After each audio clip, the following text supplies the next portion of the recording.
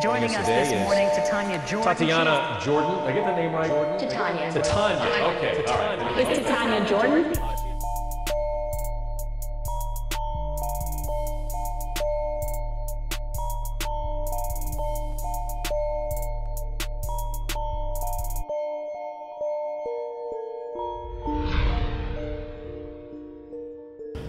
Hi everyone, welcome to Connect. I am here today with one of my heroes, Halpert of Savvy Cyber Kids. Thank you so much for being here. Thank you for having me. So let me see, what'd you bring? Oh, well, I brought some books, yeah. So when I started Savvy Cyber Kids, it all started with the idea of trying to figure out how to teach kids about security and privacy, bully response, like all the concepts of cyber ethics, how to do that. And so I was actually working on my PhD at the time, and instead of doing the research that I should have been doing for my thesis, I spent a lot of time in the library trying to figure out how people learn, right? What's the best way to teach somebody something?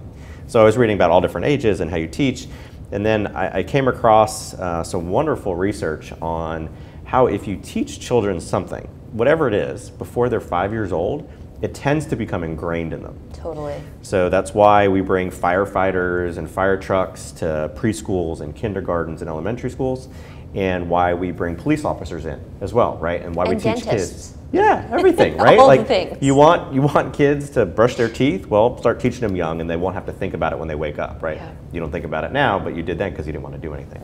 But you know, that's why we teach kids look left and right before they cross the street when they're super young. Oh, totally. So you don't have to think about it. When you get older, you just walk there and you automatically look left and right. So, by the way, the only people that know that 5-year-old concept, you know, if you teach kids younger than 5, it tends to become ingrained, early childhood educators. Yeah. Because they're taught that when they're becoming early childhood educators. Well, also moms that spend way too much time on the internet researching, like, oh my gosh, like, I've got to teach my child everything he or she needs to know before the age of 5, or like, forget it. Like, the pleases and the thank yous and the no means no and all of it. It's a little bit stressful. Like, once Jackson hit 6, I was like, you know? Yeah, pretty much done. I'm done. So we could try our best, and we do as parents and as teachers and as, you know, society, right, to teach our kids right from wrong and all the good stuff. So, so it started with the books. And in the first book, the concepts that we teach are security and privacy, and we teach kids about what computing devices are. And what you can do with them, the fun stuff you could do with them. And then in the second book, the kids, it's Tony and Emma. And Tony and Emma are actually the teachers throughout. Tony and Emma. Right, so it's like peer level teaching with the kids. That's great. And in the first book, they create superhero identities. And those superhero identities is what the kids use to protect themselves online. So Tony creates Cyber Thunder, and Emma creates Cyber Princess. And speaking of superheroes, you see Wonder Woman? Not yet. No, it's amazing. You need to go see it. Okay. Yeah, fantastic. I recommend everyone go see Wonder Woman. Okay. And whether you're watching this later or not, go see it on DVD or Netflix or whatever. Yeah, I can't wait. It's absolutely fantastic. So same concepts, right? So there's kind of like the superhero origin story, right? Every superhero, I don't know if you're into comics or superheroes or not, but okay, so all superheroes have an origin story. Yes. And that is how, you know, it shows what they've gone through, you know, the trials, the tribulations. Batman lost his parents, right? I'm not going to ruin Wonder Woman for you at all if you haven't seen it. So, but they get through this period, this adverse period, and they create their superhero identity, and they use that to help other people and to help the world and to help society, right? And it protects themselves and it protects other people. So that's why the kids develop superhero identities in the books. And so when someone asks the kids when they're online, you know, what's your name, where do you live, how old are you, you only give you superhero identity name, right? So this is your online persona. Oh, that's so brilliant. Thanks. So let's say you're in an elevator with Mark Cuban and you've got like 3 floors to tell him what Savvy Cyber Kids is. What would you say? So with Savvy Cyber Kids, we create educational materials and deliver it from cradle to grave. So from 3 years old to 85 plus, we actually have cyber ethics materials for kids and students, and we deliver it. And we've had great feedback from all of our audiences. When people find out about us, they love us. Absolutely. The trick we have is getting people to find out about us. Well, so that's why we do all the outreach we can. Yes, yes, that's why we are here today. Well, I appreciate that. Yeah. Everybody watching needs to know what you do because it's very important. And if you think that Ben looks familiar, you may have seen him on CNN recently. Talk about that story. So that was an interesting story. So earlier that week, I was on WSB TV talking about an incident in the Atlanta area. There was a child predator going after middle school age girls in the Atlanta area. And he would follow them. And he had multiple Instagram accounts, and he would follow the girls, and the girls would accept his follow requests, unfortunately. And so a school sent out a letter to parents to say, hey, we understand that there's a predator going after kids, and we want to make you aware of that. So because of that, I was asked to go on WSB and talk about some things that parents can do and what they should look out for and what a private account means on Instagram. So because of that, I got an email from a producer at CNN and asked if I would come on the weekend for a weekend edition for HLN. And so that was fun. It was a great experience. And there was someone, Christy Paul, her child was involved in seeing some of this too. Wow. And so she was on set with me as well. So it was great. Yeah, it was an amazing segment and well, thank you. Very, it was very fun. impactful. It was really fun. And also, if you think Ben looks familiar, he has spoken at a lot of Atlanta schools. What are some of the schools that you've spoken to? So the Lovett School, Westminster, the Davis Academy, Epstein, pretty much anyone that invites us, we love the opportunity to go speak. Public schools, private schools, we go to churches, we go to synagogue, we go anywhere, right? So we did one recently at the Bremen home. Yeah. So that was a fun experience. So that was a session that I put together to teach people how to age better and live well with technology and leverage all the fantastic benefits of technology to live healthier longer. That's amazing. Yeah, it was really fun. So that's kind of how we got to the span from cradle to grave for cyber ethics and how you can live better and be empowered by all the fantastic technology that's continuing to come out. And the reason you are so well versed in technology and cybersecurity is because you are, tell us your title at Ionic. So I'm the VP of Risk and Corporate Security at Ionic, and that means that I run everything related to security. And that includes cybersecurity, physical security, internal audit, compliance, risk management. And so my passion is anything related to security risk management. And so because of all the exposure I had, when I started Savvy Cyber Kids, I was actually working in security at Lockheed Martin. And so one day I was sitting having lunch, and I just started thinking about everything that I get exposed to, all the real just terrible things that are online, and what parents can do about it. And so I started in 2002, going out and speaking at schools. Wow. And it's been, when I started doing that, computers were this big, and they were big monster desktops that were under desks. There was no Facebook, and there was no Facebook. There were no iPhones. No. So it was a very interesting time. So I've gotten to see the evolution, from where we've been, what we started with, all the way till today. And so that means I get to see everything, the good and the bad, and what's been happening.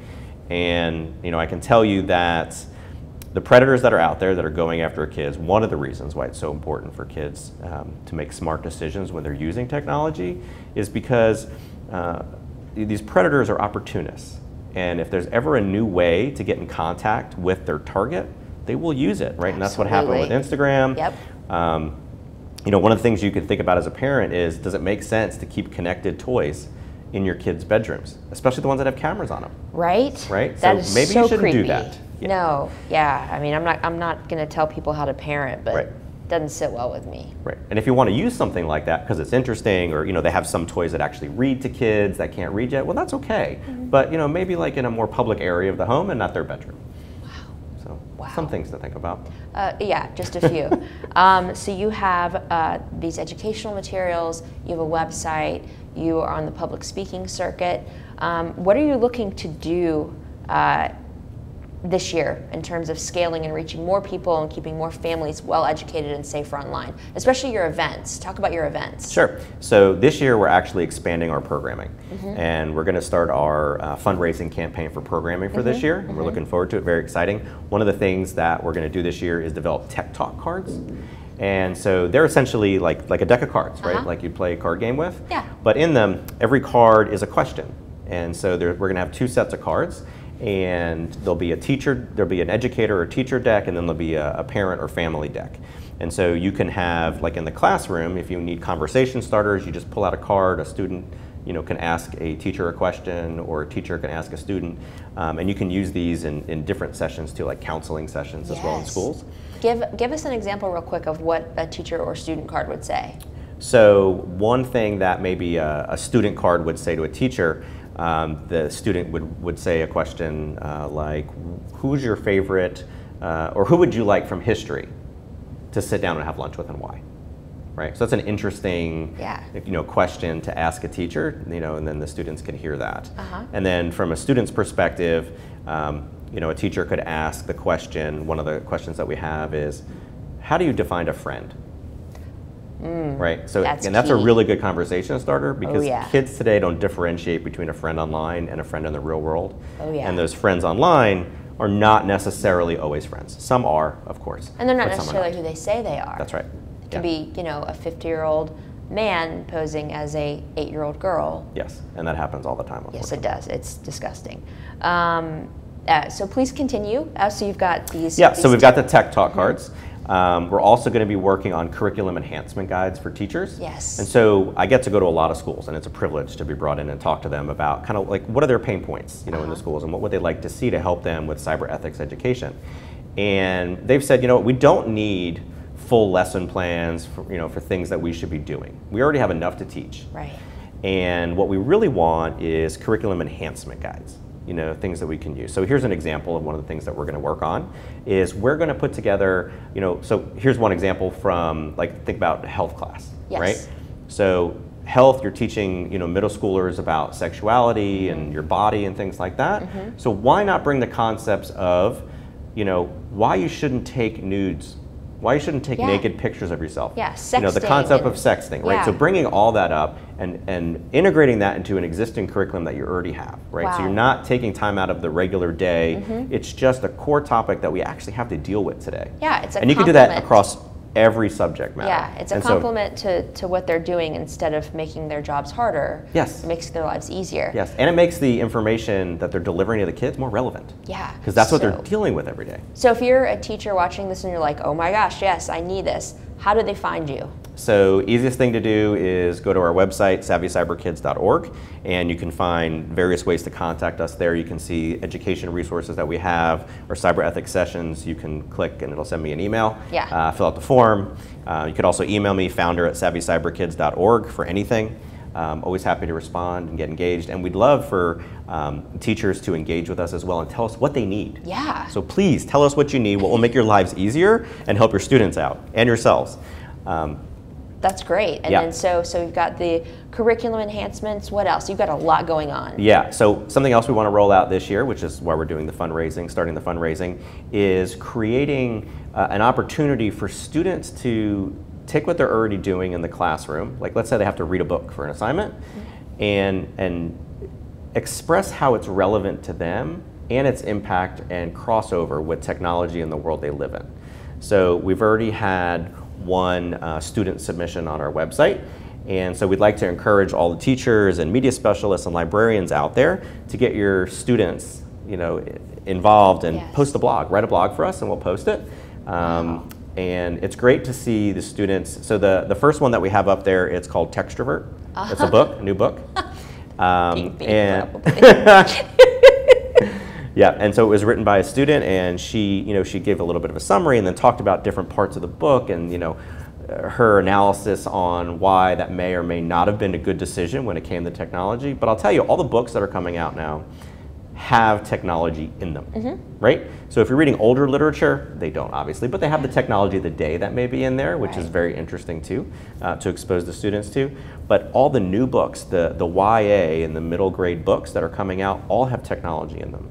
So I had a booth at the ALA conference and had the opportunity to go around to see all the books that were coming out and being released over the next year. Nice. And so I grabbed a lot of those, the galley copies, and started reading some of those, and really they are. It's amazing.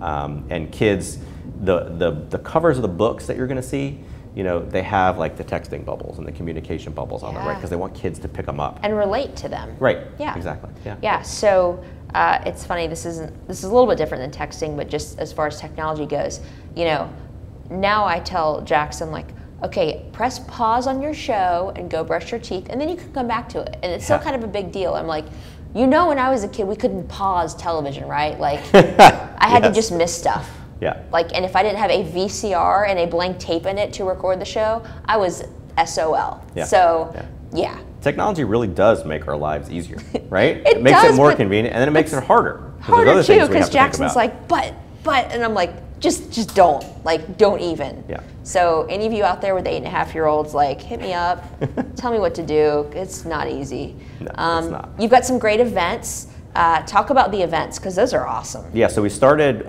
with one event a couple years ago, and that's the Super Run Atlanta. Super Run! So we are the nonprofit that brings the Super Run Atlanta to Atlanta. And so we'll be doing that again this year, but we're also going to be bringing other events. And we do the events because our third book in the Savvy Cyber Kid series, called Adventures Beyond the Screen, really talks about how you can have fun without having technology in your face, right? Yes. So you start reading that to your kids at 3 as they grow up, and you know, they understand there's more to life than just using technology. Gaming is great, creating is great with technology, but it's important to get outside and exercise your brain in a different way. Get your and toes your body in the grass. And your body, and keep up and build relationships with family and friends. Face to face. Yes. So so we have the Super Run that's usually runs in November. We have an event at Sky Zone. And so we have Glow Night at Sky Zone. So much fun. An indoor event. So Yeah. we had our first one a few months ago. It was fantastic. So we're working on scheduling the next one. We've had some great feedback on that. So adults, we're working on getting you some alcohol there. We'll see how that works out. But your kids have a great time when they're there. And we're also working on doing kind of like a scavenger hunt in Piedmont Park, That is so where you would go with family, and you can do it with friends if you have older kids. And they can go and they can look for history, right? And go for clues and use things like cryptograms and just have fun, right? Out and about. And then the fourth type of event that we're looking to do to bring families together is do an event with UFC Gym Perimeter. Wow. So we've talked to them, and so what we're going to do is we're going to have a defense class for kids of different ages. Oh my gosh. And while the kids are being taught how to diffuse a situation, a potential like bully situation, and how to respond to that, I'm going to be talking to the parents about the cyber side, Yes. so that they get some tips and they can, you know, think about what they can do in their own household. Because there's a lot of things a parent can do if they want to, but not all of it makes sense for every family. Yeah. And so that's what we're big on talking, and do what makes sense for you.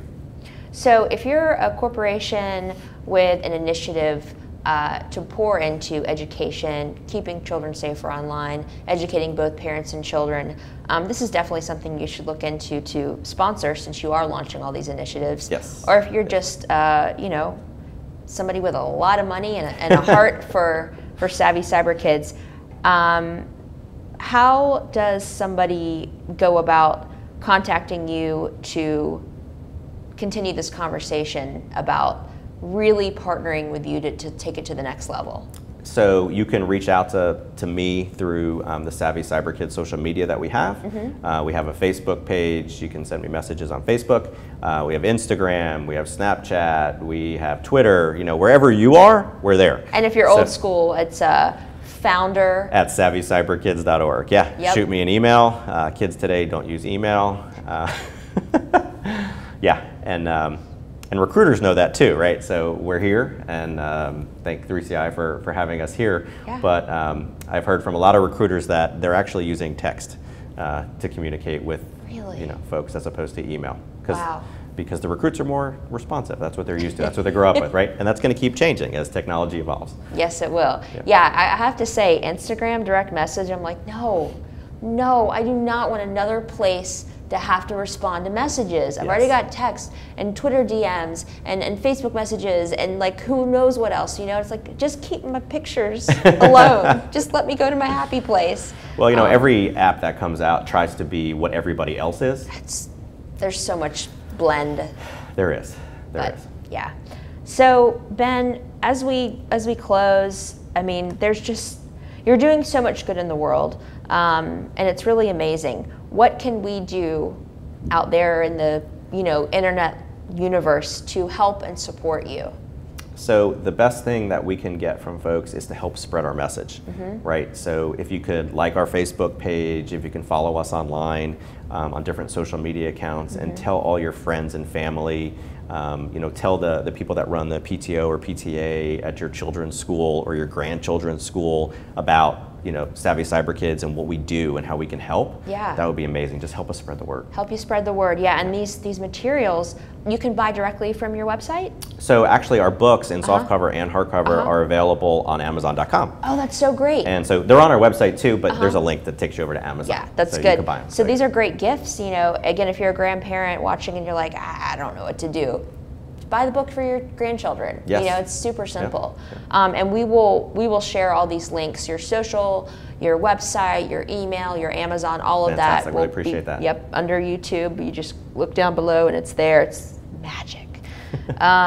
Ben, thank you so much for being thank you for here. having me. I really appreciate what you're doing. And full disclosure, Ben is an advisor on a company that I am a part of. It's near and dear to my heart, Bark. Bark.us. We keep children safer online. So it's a great marriage. Ben helps us keep tabs on what we need to do and how we need to give parents best next steps for when issues do arise. Yeah, and because I've been in this since 2002, I've seen pretty much every single parental control app that's ever been invented, whether hardware, software, whatever it is. And when I heard about Bark, I actually reached out to Bark. I said, what you're doing is amazing and different and what we need.